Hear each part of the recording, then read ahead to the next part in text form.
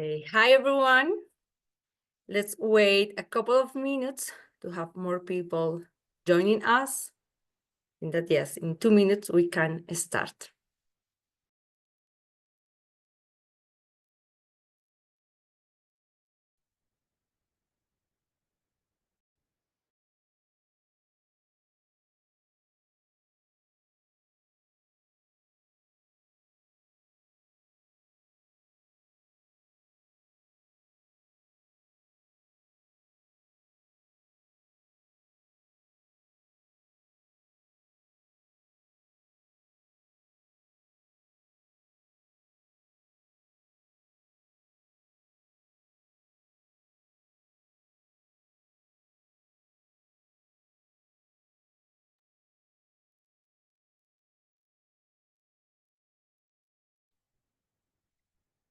In that now we can start. So, hi, everyone. Welcome to this webinar. I'm very pleased to finally have this opportunity to present a very important work that we have been developing for the past months. I am Marian Rodriguez, the head of the standards team at Climate Bonds Initiative. We are an international non-for-profit organization working to mobilize capital and investment toward projects and assets that are low carbon and aligned with the Paris Agreement. We have developed criteria for different sectors of the economy, including buildings, transport, renewables, electrical utilities, alternative proteins, hard-to-abate sectors like steel, cement, basic chemicals, and also agriculture. But we are here today to share a work that we started last year to develop criteria for the food value chain. So this webinar is to present you an overview of the criteria and also to invite you to participate in the public consultation that is open right now and that will be closed on the 17th of April. So thank you so much for joining us. I'm very pleased to have today two fantastic women that have been instrumental to make this happen. I have today Ruth Rennie, our technical lead, guiding this process from a technical perspective and also supporting all the discussions with the working groups and offering advice. Ruth is an independent consultant with over 20 years experience supporting sustainable and resilient supply chains in the agri-food sector. She has been the head of standards and assurance at Rainforest Alliance, which is the world's largest voluntary sustainable agriculture certification. She has also supported large multinationals to embed sustainability into core business functions with the World Business Council for Sustainable Development. I'm also pleased to have today Aishwarya Sankar. She is also part of the Climate Bonds Initiative, part of the standards team. She is the sustainability analyst leading and coordinating this process. She has been with Climate Bonds for the past 3 years, supporting different criteria development works, leading very important works on fundraising, stakeholders engagement. So her knowledge, technical expertise, and experience have also been instrumental to make this happen. So thank you both. I'm very happy to have you here. So yeah, let's start the conversation. Please, for all of you to know, the official launch will happen in May. So please stay tuned because we will have also some working group members participating in a very insightful conversation. So, well, I think that when we think about decarbonizing the economy, there are some clear sectors that come to our minds, including, for example, manufacturing of steel, cement, and aviation, shipping, and of course, agriculture. So if it is related to food, the clear link that we have is agriculture. But I think that most of the debate around food has been focused on the production side, right? But what happens after the production, after the farm? So I would like to start, Ruth, asking you about what the necessity of setting those criteria for the food value chain. So why is it important to have criteria for this value chain? And why, I mean, how do you consider that this criteria can drive the transformation that we need to decarbonize the economy? Yes, thanks, Marian. These are very good questions. So already we know that the agri-food sector accounts for about 30% of all of global GHG emissions. But what we don't realize or don't often talk about is that almost a third of those, 34% of those, actually happen post-production. So even though the majority is still happening at the production level, almost a third is in post-production. And those post-production emissions account for an increasing proportion of agri-food emissions. They're actually the majority of emissions in developed economies, and they're rising really fast in middle-income countries, partly because of population developments, but also because consumption patterns are changing. So we're having much, much faster rise. This is an area that really needs to be tackled, and it's not looked at sufficiently. And the real issue here is that there's not enough funding that goes into this sector. So even though it accounts for about a third of so agricultural emissions account for about a third of global emissions, only 4% of the finance actually goes to the agri-food sector. And even when you look at that, 83% of that goes to production level. There's very, very little money that's coming in to support mitigation in the value chain. So it was very important that we need to have some criteria that will help people understand what you need to invest in to start reducing those emissions right across that post-production food value chain. We need 18 times more investment in this level if we're going to halve these emissions by 2030. And this is a good way to help people understand what they need to invest in. Thanks, Ruth. When I think about this criteria work and compared to other sectors criteria that we have developed in the past, there are many differences. I think that these criteria have its own challenges and complexity, because even it's difficult to talk about a single value chain for food, right? There can be multiple and diverse value chains. So that way, I think it's also complex to even to set the scope of this. So could you tell us a bit more about the scope of the criteria? Which activities are within a scope, and how did you define it, given the complexity and given this diversity that I just mentioned, that is part, of course, of the challenges of this. Yeah, absolutely. So Ash, can you go one slide back, please? So when we're looking at the food value chain and what we actually mean, we're really talking about all the activities that occur beyond the farm gate. And we say farm gate, but it could actually be the shipping trawler or the fish farm or any other production system to bring food right to the consumers and beverages and to dispose of the waste. So it's a vast number of different activities and different actors. And the science has measured where most of those emissions are coming from. And as you'll see, almost a quarter of them, the biggest area is in food systems waste. And that's happening at all of the levels, right from transport, processing, manufacturing, packaging, right through to consumption. Consumption is obviously an important driver of emissions, partly because it drives emissions all the way down the value chain to the production end. And then the way that science has distinguished these is around the activity. So it's 12% is happening in retail, and another 12 in processing, 9% in transport, and still 6% in packaging. But we needed to go a level below that and really understand what are the drivers of those emissions and where would you need to be acting in any of these areas if you're going to be decarbonizing and reducing emissions. So Ash, next slide, please. This is where we came and looked at what are those emissions drivers that are common across all the different types of activities and actors in food value chains.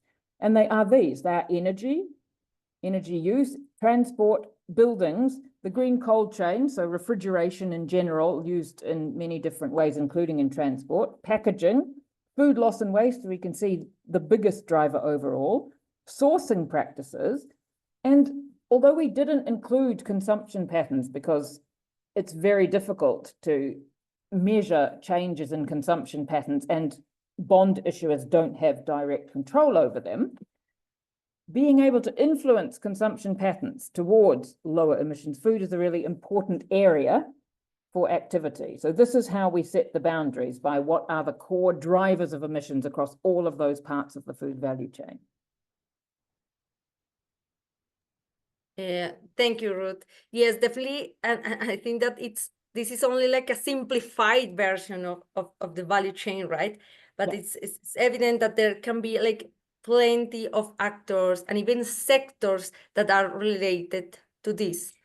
Yeah, so yeah, a very thorough process to even to set the scope of this. Thanks, Ruth. So now moving on to have additional like information and an overview of the criteria. Aishwarya, I would like to know and to understand from a criteria development point of view, how the criteria look like. Can you give us, please, an overview of the criteria?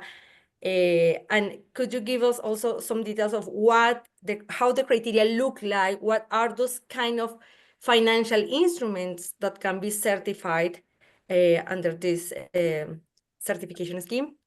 Absolutely. Thanks, Marian, for your question. So I think when we talk about the scope of the food value chain criteria, what we want to essentially look at, just as Ruth presented, within those 8 key identified actors and key identified mitigation areas, we want to certify investments at post-production level that are related to the transportation, processing, packaging, storage, distribution, retail, food services, and waste disposal of the food and the beverage sector. So investments will have actions to influence household consumption patterns, provided that the emissions are credible and they can be measured. So we do not look at the post-production activities as mentioned, because the post-production activities will form part of production criteria that's already out there. And we will not be looking at post-production activities that are related to non-food products. And we will also not be looking at the household level actions such as food preparation and storage, because of course it's hard to look at any household level.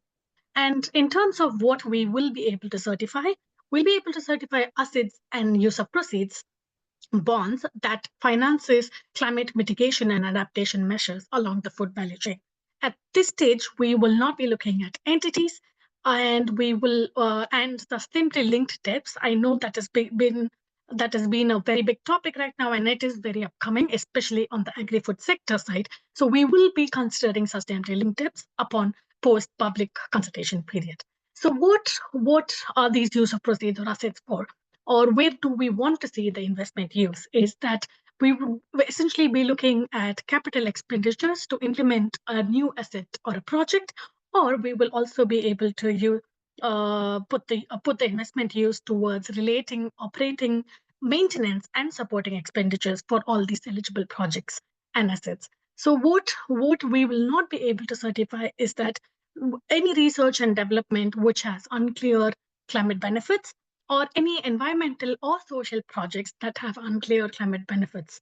And the expenditures that are also relating to general corporate purposes, because that's not ideally what we generally look at when we try to certify against any of our criteria.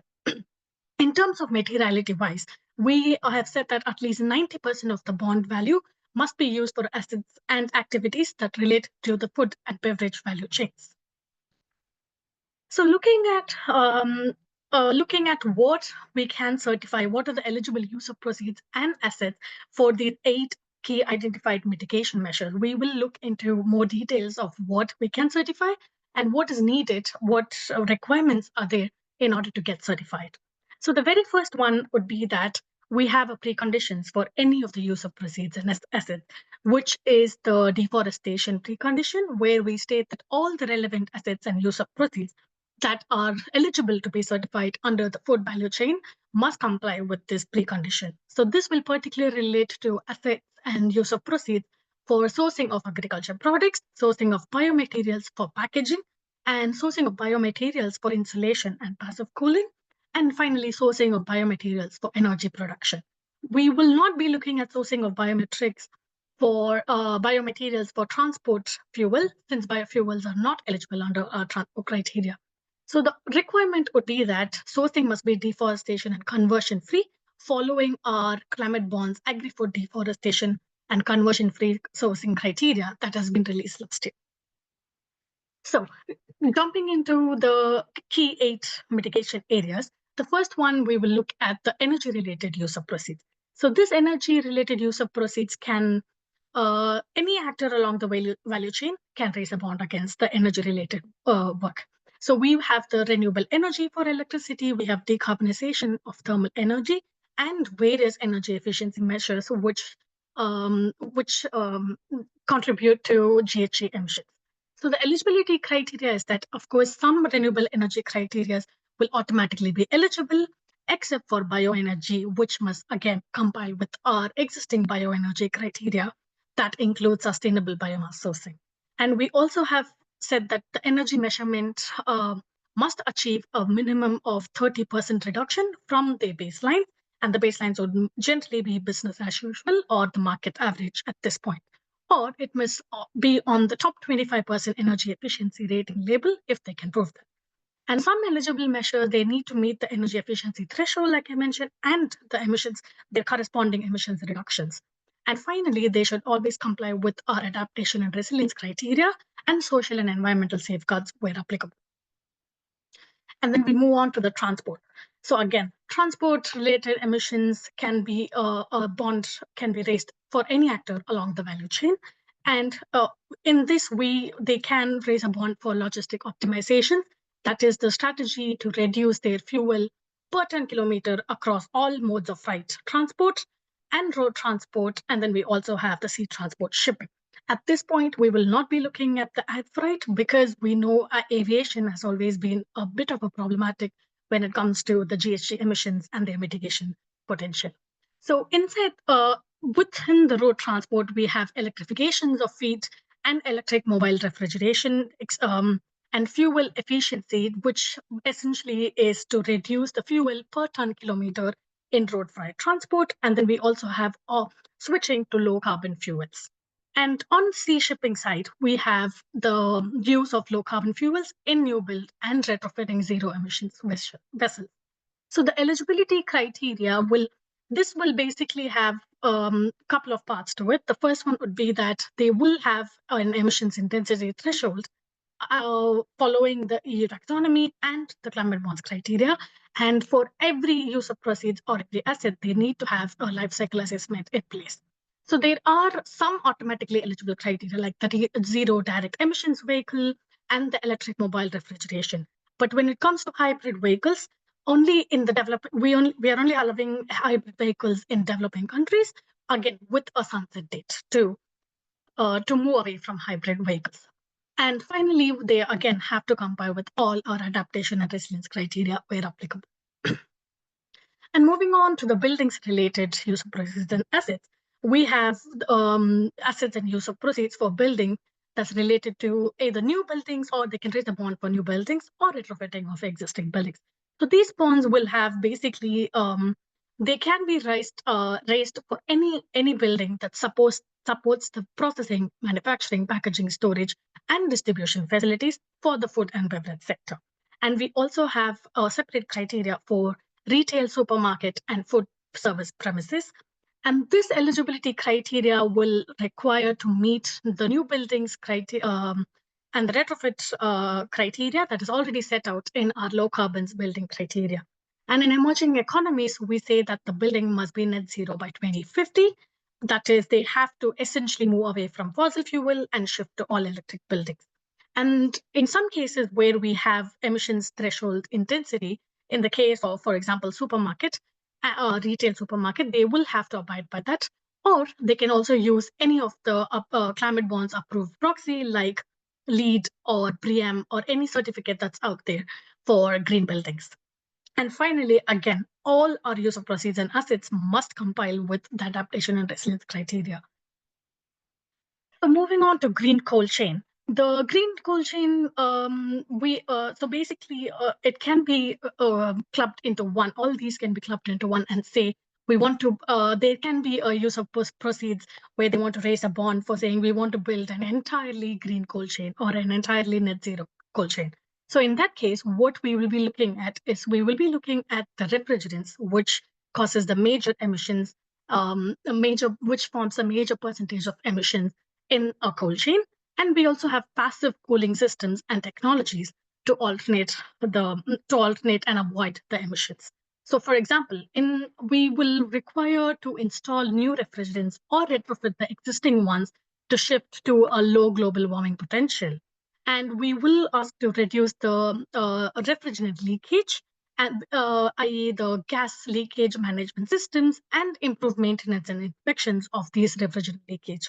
And we will also require safe end of life recovery and recycling of refrigerants, because this is a bit of a problem, especially when it also comes to safety and regulations. And finally, disposal of these high global warming potential refrigerants is very important, and it should be done through reclamation or destruction in an authorized reclamation facility only. And these alternative cool-lift solutions can include biomaterials, plastics, and industrial insulation materials. So the eligibility criteria would be that we will be excluding hydrogen and ammonia if they are produced with fossil fuels, but otherwise we'll be able to accept it. And they should meet the requirements for low global warming potential thresholds for refrigerants following the EU regulations. They should also provide full life cycle assessment, including the safety and I just spoke about, and they should also measure and report their leakage rates and related emissions using accepted methodologies. All these accepted methodologies are already part of our criteria. So if you would like to know what kind of methodologies or frameworks we're looking at, please feel free to look at our criteria document. And again, they should be able to compile with our adaptation and resilience criteria, as well as the social and environmental safeguards where necessary. So moving on to the packaging related use of proceeds and assets, again, anybody along the food value chain, any actor along the food value chain can raise a bond for packaging. So the packaging one, what we have is that we can certify use of proceeds and bond who are trying to increase recyclable content in their packaging, or use low carbon feedstocks in packaging, or use of sustainably sourced bio-based packaging materials, and increase recyclability and recycling of packaging, or reuse and refill packaging solutions, and compostable packaging, as well as improved waste management for the packaging waste. The eligibility criteria would be would include packaging must be 100% recyclable, reusable, or compostable, and there should be a life cycle assessment using the approved methodology as demonstrated. And they should also demonstrate reduction of packaging and the related emissions against a verified baseline. Again, this verified baseline will be business as usual. And they should be sustainable sourcing for bio-based packaging materials. We will also talk about sustainable sourcing in a bit. I will come back to that again to let you know how we can again work on the sustainable sourcing. And finally, they have to abide by the adaptation and resilience criteria, along with social and environmental safeguards where necessary. So moving on to the food loss and waste related use of proceeds and assets, where we want to see the food loss and where we have been seeing the food loss and waste, and where we think there should be sufficient money flowing towards this, is what we tried and picked as in the sense of eligible use of proceeds. So which includes improved handling and storage, where the infrastructure and the equipment to improve the storage and handling will have to reduce the food loss and waste in the end, and optimize products and production to reduce waste, and improve the packaging to extend product life, that is development and use of improved packaging to extend any of the product life or shelf life. And we also use the reuse reuse for either human consumption or any non-food uses. Non-food uses will include conversion of food byproducts for animal feed or any other non-human consumption uses. And finally, we also have the recycle for nutrient content, which will increase composting and anaerobic digestion. So in this recycle for nutrient recovery, what we require is that we need the waste management facilities and processes for composting. We will need to see that they have zero measurable methane emissions, and they will also have to abide by our relevant criteria for composting under our waste management criteria, which is again under update right now. So once that's updated, we will also accordingly update our food value chain criteria. And again, for waste management facilities and processes for anaerobic digestions, they will have to meet the thresholds of the methane emissions that's there in the waste management criteria again. And finally, they have to measure and report food loss and any related emissions using an accepted methodology and demonstrating reduction against a verified baseline. And finally, they should also compile with our adaptation and resilience criteria, as well as the social and environmental safeguards where applicable. And like I mentioned, the sustainable sourcing related use of proceeds. So where we want to see the money flowing, especially along the food value chain, where we want to see the money flowing is sustainably sourcing certified products that includes traceability systems, data systems, product segregation, and supplier engagement, as well as data management and optimized sourcing processes that support emissions reduction from any unnecessary food production or transport or during the storage phase.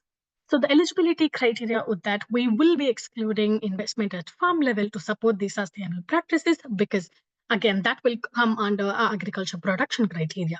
And what we need to see in terms of how the sustainable sourcing works is that they will have to set measurable targets for emissions reductions from optimized sourcing practices against a verified baseline.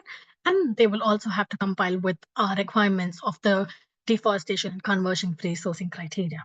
And finally, they will also have to compile with section 3.1.1 in our agriculture production criteria, which defines qualitative proxies that can be used for use of proceeds or asset certification at production level. And they will also have to compile with our adaptation and resilience criteria where applicable, and also where applicable in our deforestation and conversion-free sourcing criteria. And finally, we come to the influencing consumption patterns that's related to the use of what are the eligible use of proceeds and assets that can be seen towards influencing consumption patterns. So the first would be to optimize product offering to reduce consumption of high emission foods and or overconsumption.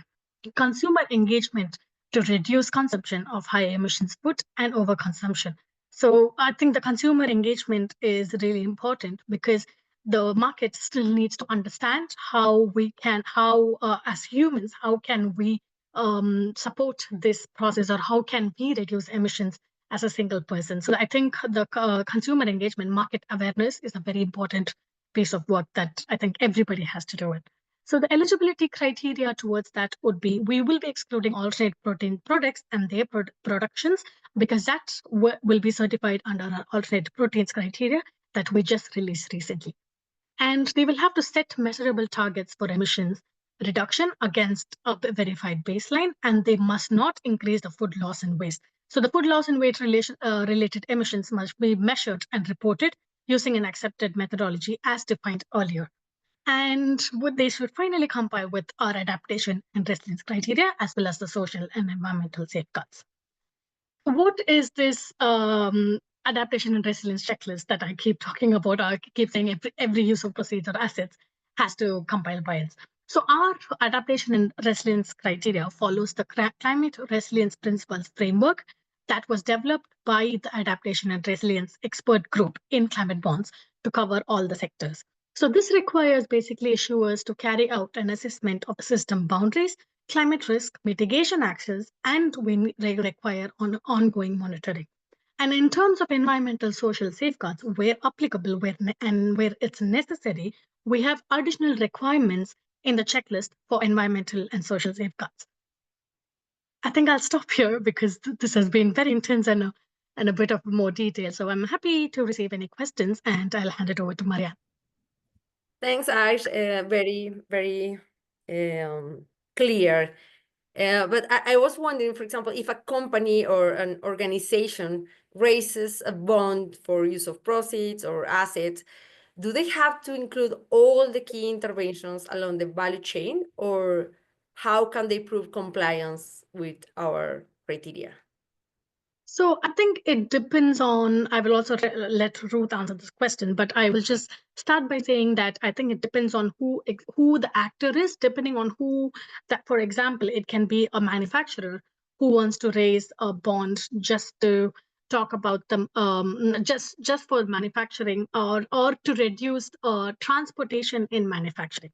So that's the type, and of course, because this is a very interdependent criteria, the 8 actors will overlap and they will look at what they are doing. So technically speaking, of course, depending on the use of proceeds bond allocation, we will then look at where each actor sits and where their mitigation, they can choose, since any actor can choose along these 8 different activities. So we will look at where they are coming from and where they are trying to raise a bond against. So of course, there will be some interdependencies, like with energy and buildings, for example, or transportation and green coal chains, for example. So I'll stop there, and maybe I'll let Ruth continue. Yeah, thank you. I mean, I think the really important thing to know about these criteria is that all of these pieces that we showed, the details, they are options. They are things that you might want to raise a bond on. You do not have to raise a bond on all of them.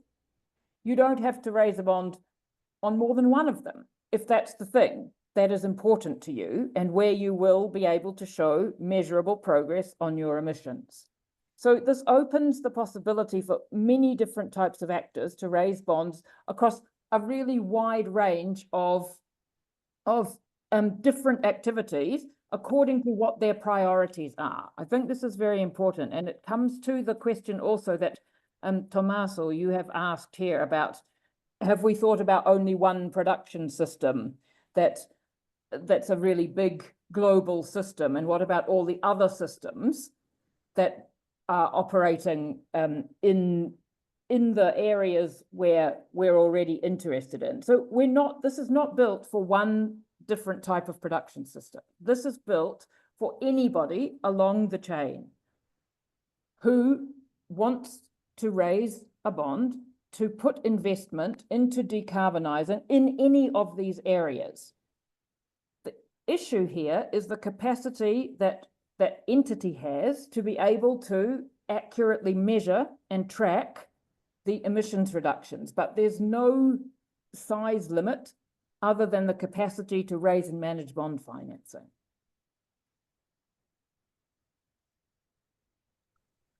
Thank you, Ruth. I think that Tommaso also had a question related to the emission reduction, right?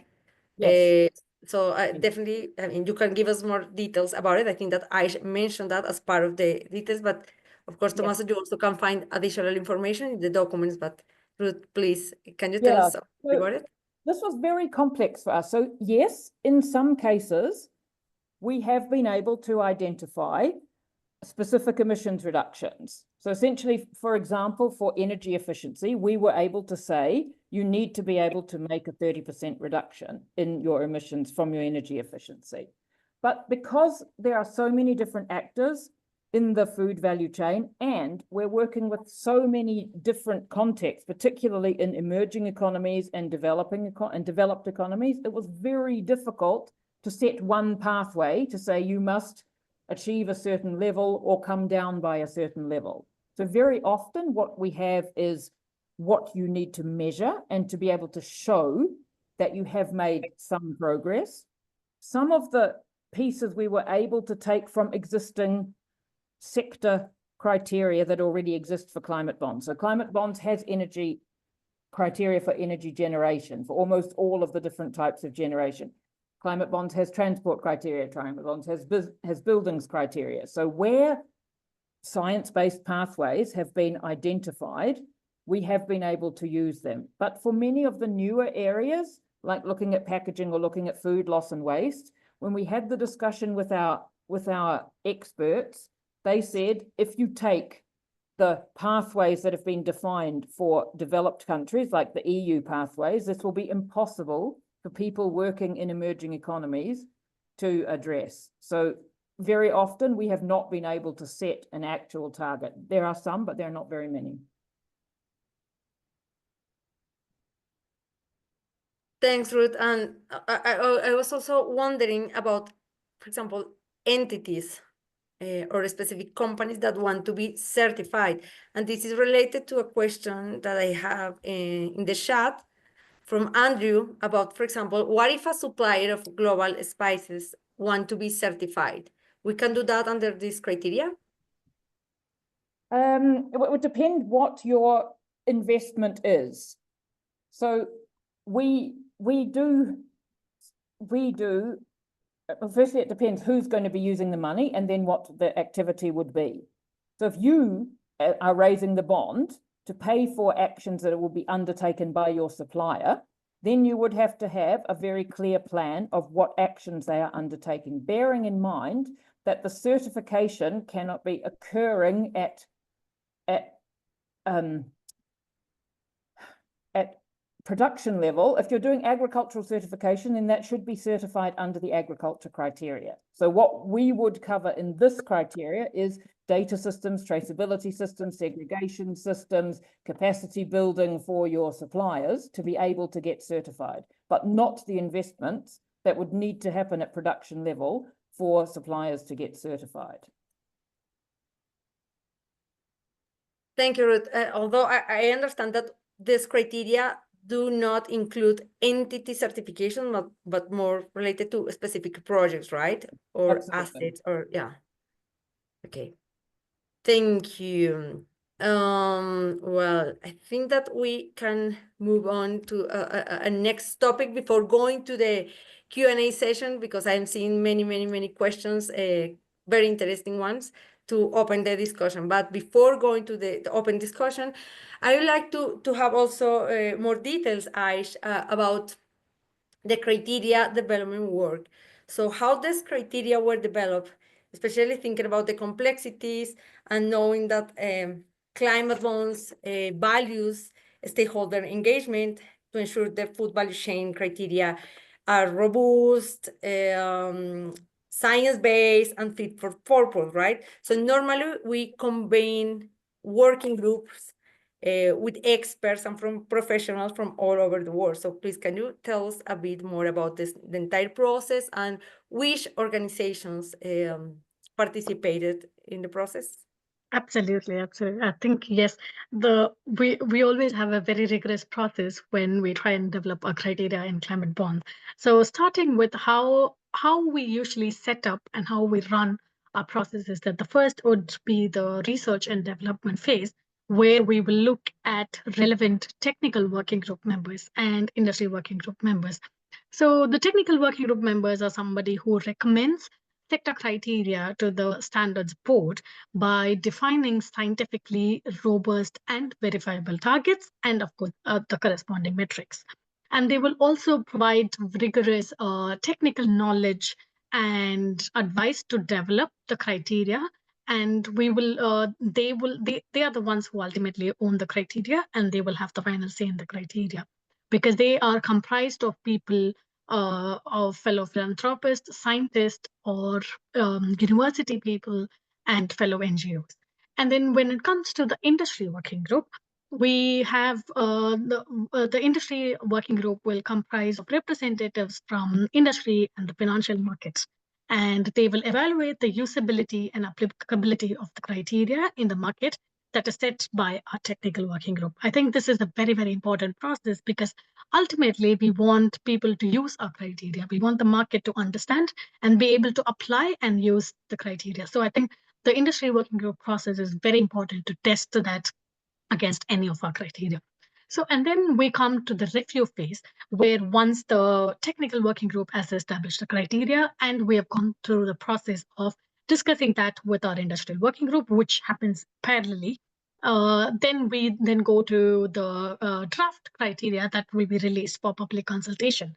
So during this review phase, I think the public consultation phase is one of our most important phases because we hear the voices of the public, we hear the voices of the market, and we want to understand where we stand with our criteria. Is our criteria practical? Is our criteria able to satisfy what the market appetite is? And then once we have the review phase, generally our public consultation lasts for 60 days, 60 working days, if we are looking at developing a new criteria, and it lasts for 45 days when we develop, when we are updating our existing criteria. So once that public consultation period ends, we then try and compile all the feedback that we have gotten, and we take it back to our technical working group to revisit the criteria based on the feedback we have gotten and see where we can find consciousness and where we think it's relevant to add any of the updates that we got from our public consultation phase. So once we have set that, and once the and like I mentioned, the technical working group will have the final say in the criteria. They can accept or reject any of the proposal that comes. But if we think it's very relevant, if we think that's very important to the market, that will definitely be considered by a working group. So once that's set, and once the TWG has revised the criteria and we have a final product, we then take it to our standards board. We have a standard boards member consisting of 8 different institutions who then review the entire criteria process, the entire what happened in the public consultation phase, and then they finally approve the criteria for to be launched. So so once that's done, then it will go to the market use, where the market will be able to will be able to certify against our climate bond standards, and we'll also regularly review the criteria to make sure that it's still aligned in the market and it's still relevant in the market. For example, we do not have, as Ruth mentioned, we do not have any thresholds or any intensity pathways for the food loss and waste, or even the packaging criteria, because of the discrepancies between developed countries and developing countries. So in that case, what we try and do is we try to revisit them as and when the market, because for now we have introduced it. We have said you need to measure your food loss or your food waste, or you need to measure how you are looking at how is your packaging or what you're doing with packaging is reducing the emissions. So once we have the data in place, we will definitely go back, review, and see where and how we can add these thresholds in place. And just to let you, just to give you a quick overview of who participated in our food value chain working group, and how did we finalize the process. So as you can see here, like I mentioned, the technical working group, they will recommend the sector criteria, and we have PALM. We also had IFAD, and as you can see here, we have a couple of universities, Sydney, Groningen, and we have CIFOR, and we have EBRD, European Bank, and we also have Institute of Public and Environmental Affairs, and finally we have the International Institute of Sustainable Development. And coming to the industry working group, as you can see here, we do have a couple of financial institutions, because in industry working group, we generally look at financial institutions because they are the ones who ultimately are able to raise a bond against it, or they're the ones who ultimately uses the framework in order to raise a bond. So we had Rabobank, Impact Arc, Olin Food Ingredients, again, EBRD's financial side of it, and in the technical working group, we have the EBRD's technical side of their team. And in the industry working group, we also had Agri3 and Art Nemesis, who are basically an ESG and sustainability strategy consulting. And finally, we have technical lead, which is Ruth here. She's in the call now, who will facilitate and help drive the discussions to help reach an agreement with all. Thank you so much, Ash. I think that now we can move on to the Q&A, because there are many interesting questions to start the conversation. So I would like to include also some questions that we are receiving from LinkedIn. So let's start with this.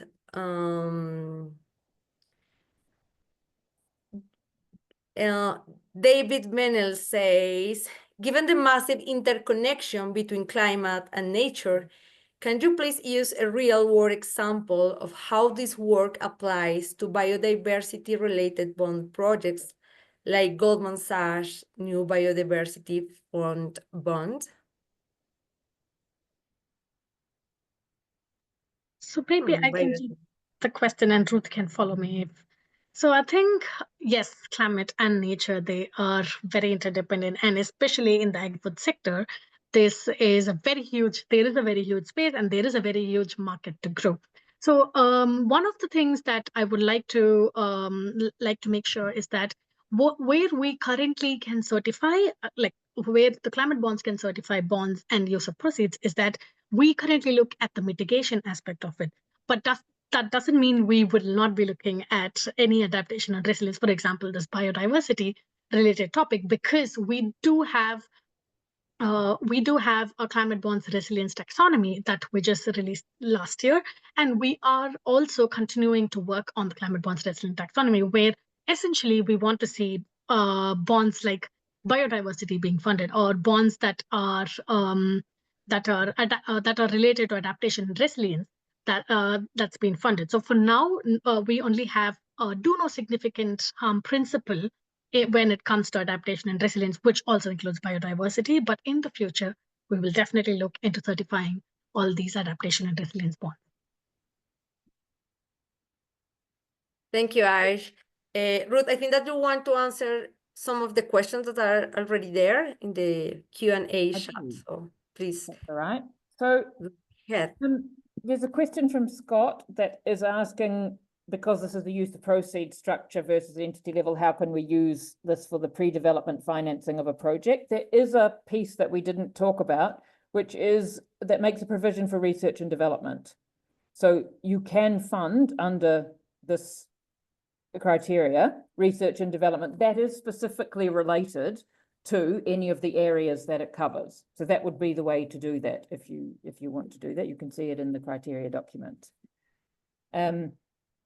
Somebody who asked about protected agriculture.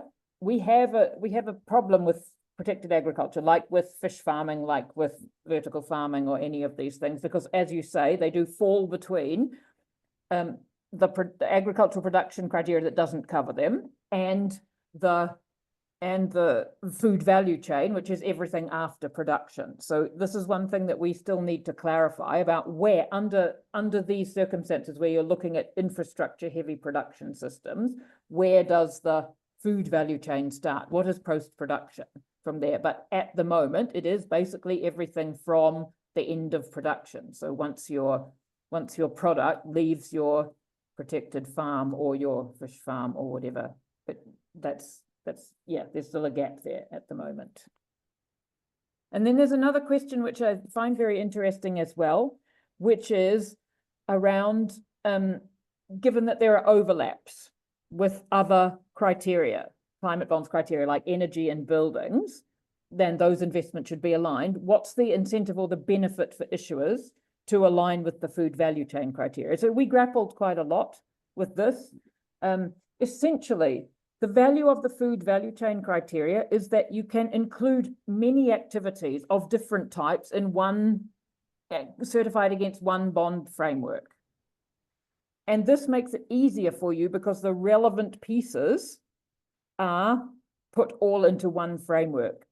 The clarification here is that many of those other frameworks are specific to the sector. So many of the energy frameworks are specific to energy generation.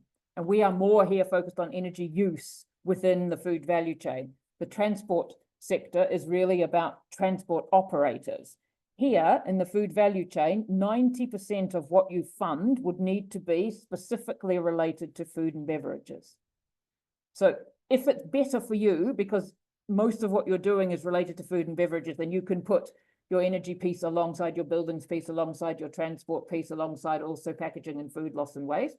It's better to use it here. But what we really wanted to do was make sure that there's no gap, there's no difference. So if you're doing buildings, under the buildings criteria, under this criteria, you'll have to do the same things. It's just what else you want to put with it. That would be the incentive. Thank you, Ruth. Also from LinkedIn, there is a question about methodology.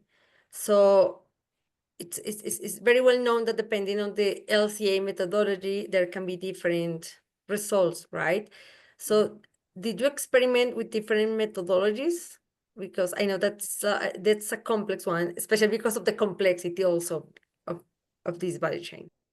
We looked at a lot of methodologies that were common and most used. We looked at methodologies particularly around packaging and food loss and waste, where there are elements that are really becoming worldwide.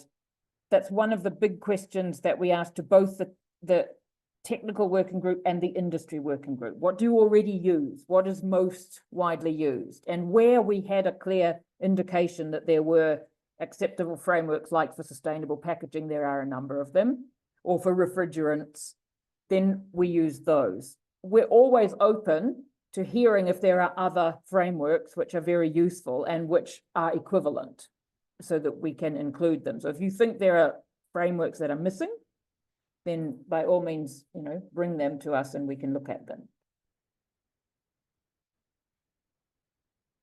Thanks a lot, Ruth. Very clear. There is also a question more about like the markets and the bonds market that I would like to answer, because the question is essentially what are like the biggest players like issuing bonds, but I think that it depends also on the specific sector, right? But what we are seeing is a lot of sovereign bonds also being issued recently for different sectors. So if I can say, I think that governments are really taking an approach in the sustainable finance market in a kind of a leadership position, because I think that one of the biggest bonds have been issued by governments. So definitely sovereign bonds are the biggest one. But of course, we are seeing also private companies and banks also issuing bonds.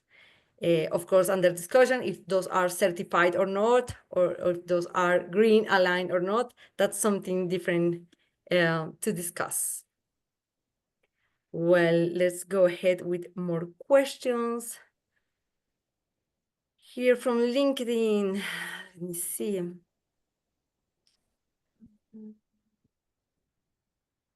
Well,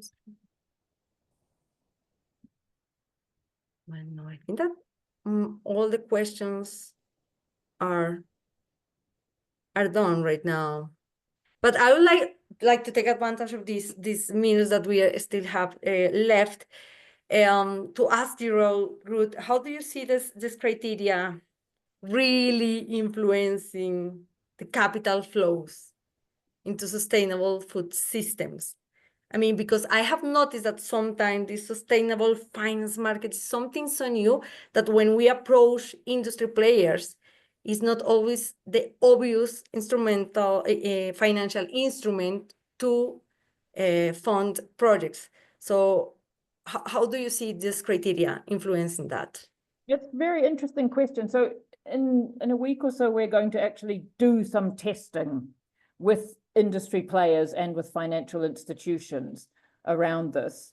And already, in order to prepare for this, we've started to look at some sustainable finance frameworks that big food and beverage players have. And what we've seen is that where sustainable finance frameworks have been developed, they cover these areas. So we know that companies are already focusing on these areas. Not all companies on all areas, but all of the areas that are in here, we have companies who are saying, this is where I know I need to decarbonize. So what is really helpful is that what we do is set the bar. We set an ambition that's a bit more robust, a bit higher, a bit more credible, which is exactly what climate bonds is there to do, right? So instead of just saying, we are going to reduce our emissions on food loss and waste, we really require that people put measure it properly, do a life cycle analysis, and are able to reach those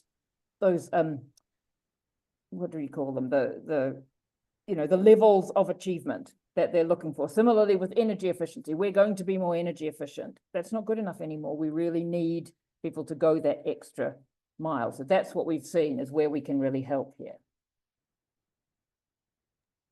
Very clear. Thank you so much, Ruth. Well, any closing remarks, Aishwarya, Ruth? Any other Just final like to question? say, please do have a go at our public consultation, which is open, and we do close at this on the 17th of April. So it'll be great to receive any feedback that you think might be necessary or that we need to immediately put into our criteria document. We'll be more than happy to receive them. Yeah, absolutely. I think that the consultation is a crucial step toward building a climate-aligned, low-carbon food system. So your input will be instrumental in shaping a framework that supports global climate goals. So thank you so much for joining us. Thanks for your questions. Thank you, Ruth, Aishwarya. Very, very interesting and very insightful, really, to have your perspective also and to have the details and the overview of the criteria. Remember that the official launch of the criteria is set to be held in May. So please stay tuned. Again, we will invite some working group members to have a very interesting conversation about the impact of the criteria on about what is next. So thank you so much, and well, please stay tuned. And thank you, Bye. Marian. Thank you. And thank you, Ruth. Thanks everyone for joining us.